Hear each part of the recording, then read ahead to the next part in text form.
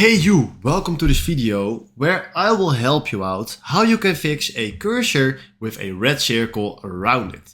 First, we need to download a file, so we go to Google and search for download cursors. Then we go to RW Designer, and from there you will see a lot of cursors that we can use. Then from here go to the search bar and search for mouse circle.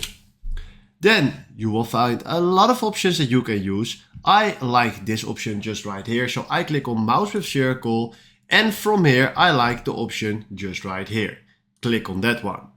Then from here we will download this file, click just right here on keep, and the file got downloaded. Now we go to the search bar and we search for mouse settings.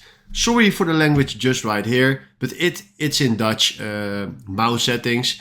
Click on that, go to additional mouse options, go to pointers, and from here go to browse.